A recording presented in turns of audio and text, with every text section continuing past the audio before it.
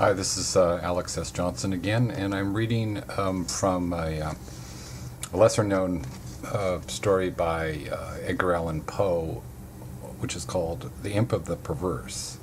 I'm not going to read the whole thing. I'm just going to read the last 3 pages, but it's an interesting story, and I hope you enjoy this reading.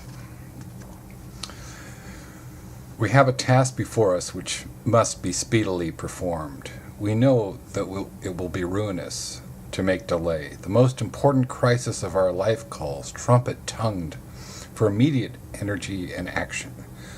We glow. We are consumed with eagerness to commence the work, with the anticipation of whose glorious result our whole souls are on fire. It shall be undertaken today. And yet we put it off until tomorrow. And why? There is no answer except that we feel perverse, using the word with no comprehension of the principle. Tomorrow arrives, and with it a more impatient anxiety to do our duty. But with this very increase of anxiety arrives also a nameless, a positively fearful, because unfathomable, craving for delay. This craving gathers strength as the moments fly. The last hour for action is at hand. We tremble with the violence of the conflict within us, of the definite with the indefinite, of the substance with the shadow. But if the contest have proceeded thus far, it is the shadow which prevails. We struggle in vain. The clock strikes, and it is the knell of our welfare. At the same time, it is the chanticleer note to the ghost that has so long overawed us. It flies, it disappears. We are free. The old energy returns. We will labor now. Alas, it is too late. We stand on the brink of a precipice. We peer into the abyss. We grow sick and dizzy. Our first impulse is to shrink from the danger. Unaccountably, we remain. By slow degrees, our sickness and dizziness and horror become merged in a cloud of unnameable feeling.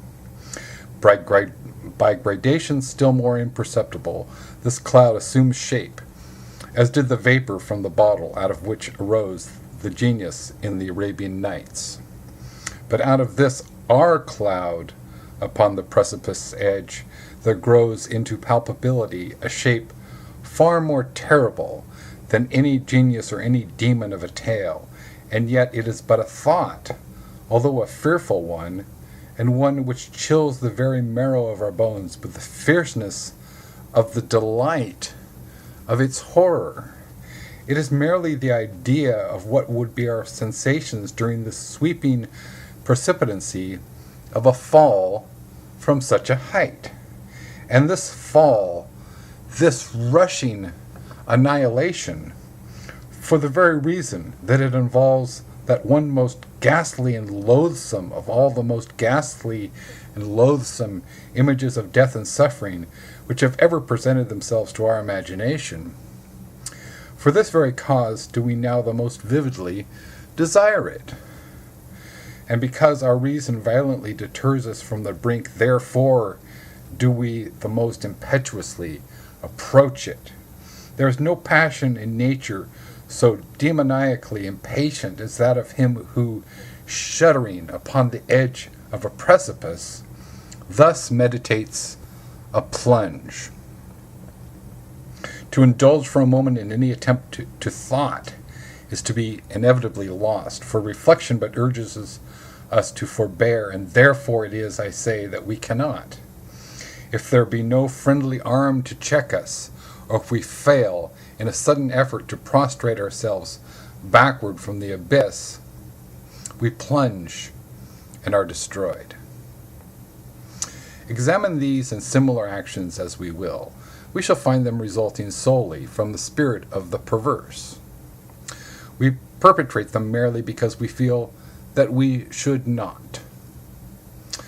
Beyond or behind this there is no intelligible principle, and we might indeed deem this perverseness a direct instigation of the arch-fiend, were it not occasionally known to operate in furtherance of good. I have said thus much that in some measure I may answer your question, that I may explain to you why I am here, that I may assign to you sometimes something that shall have at least the faint aspect of a cause for my wearing the fetters, and for my tenanting the cell of the condemned. Had I not been thus prolix, you might either have misunderstood me altogether, or, with the rabble, have fancied me mad. As it is, you will easily perceive that I am one of the many uncounted victims of the imp of the perverse. It is impossible that any deed could have been wrought with a more thorough deliberation. For weeks, for months, I pondered upon the means of the murder. I rejected 1,000 schemes because their accomplishment involved a chance of detection. At length, in reading some French memoirs, I found an account of a nearly fatal illness that occurred to Madame Pilau through the agency of a candle, accidentally poisoned. The idea struck my fancy at once. I knew my victim's habit of reading in bed. I knew, too, that his apartment was narrow and ill ventilated. But I need not vex you with impertinent details. I need not describe the easy artifice by which I substituted in his bedroom candle-stand a wax light of my own making for the one which I there found. The next morning he was discovered dead in his bed, and the coroner's verdict was death by the visitation of God. Having inherited his estate, all went well with me for years. The idea of detection never once entered my brain. Of the remains of the fatal taper, I had myself carefully disposed. I had left no shadow of a clue by which it would be possible to convict, or even to suspect me of the crime. It is inconceivable how rich a sentiment of satisfaction arose in my bosom as I reflected upon my absolute security. For a long period of time I was accustomed to revel in this sentiment. It afforded me more real delight than all the mere worldly advantages accruing from my sin. But there arrived at length an epoch from which the pleasurable feeling grew by scarcely perceptible gradations into a haunting and harassing thought. It harassed because it haunted. I could scarcely get rid of it for an instant. It is quite a common thing to be thus annoyed with the ringing in our ears, or rather in our memories, of the burthen of some ordinary song or some unimpressive snatches from an opera. Nor will we be the less tormented if the song in itself be good, or the opera air meritorious.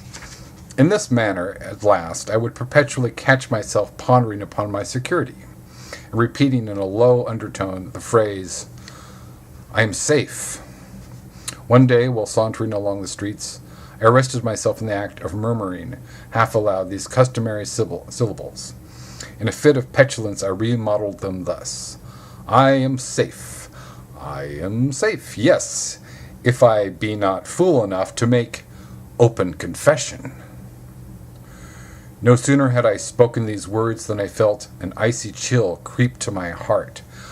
I had had some experience in these fits of perversity whose nature I have been at some trouble to explain, and I remembered well in that no instance I had successfully resisted their attacks. And now my own casual self-suggestion that I might possibly be fool enough to confess the murder of which I had been guilty confronted me as if the very ghost of him who I had murdered, and beckoned me on to death. At first I made an effort to shake off this nightmare of the soul. I walked vigorously, faster, still faster. At length I ran. I felt a maddening desire to shriek aloud. Every succeeding wave of thought overwhelmed me with new terror, for alas, I too well understood that to think in my situation was to be lost. I still quickened my pace. I bounded like a madman through the crowded thoroughfares. At length the populace took the alarm and pursued me. I felt then the consummation of my fate. Could I have torn out my tongue, I would have done it. But a rough voice resounded in my ears. A rougher grasp seized me by the shoulder. I turned. I gasped for breath. For a moment I experienced all the pangs of suffocation.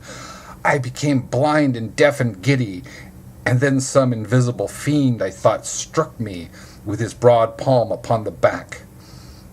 The long imprisoned secret burst forth from my soul. They say that I spoke with a distinct enunciation, but with marked emphasis and passionate hurry, as if in dread of interruption before concluding the brief but pregnant sentences that consign me to the hangman and to hell. Having related all that was necessary for the fullest judicial conviction, I fell prostrate in a swoon. But why shall I say more? Today I wear these chains and am here. Tomorrow I shall be fetterless. But where?